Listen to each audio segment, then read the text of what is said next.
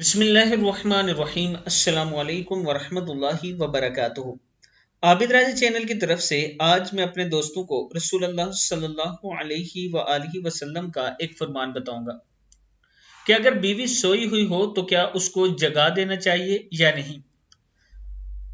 अगर बीवी सोई हुई हो तो बिलावजह इसको जगा देना सुन्नत के खिलाफ है। सैयदा आयशा सिद्दीका रजी अल्लाह तआला अन्हा फरमाती हैं कि मैं सोई हुई थी तो अल्लाह के हबीब बिस्तर से बहुत आहिस्ता से नीचे उतरे और फिर जूते पहने बगैर नंगे पांव चले ताकि आवाज न हो।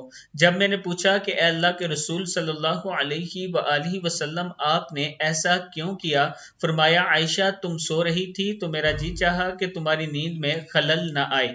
किताब का वाला ये नीचे मौजूद है, आप देख सकते हैं।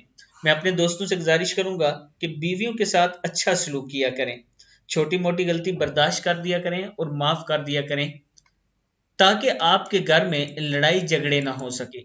जब आप अपनी बीवी की छोटी गलतियां माफ करेंगे, उसका ख्याल रखेंगे तो आपका घर आपके लिए जन्नत बन जाएगा। आप दोस्तों ने इस वीडियो को आगे जरूर शेयर करना है। अस्सलाम वालेकुम वरहमतुल्लाहि वबरकातुहू।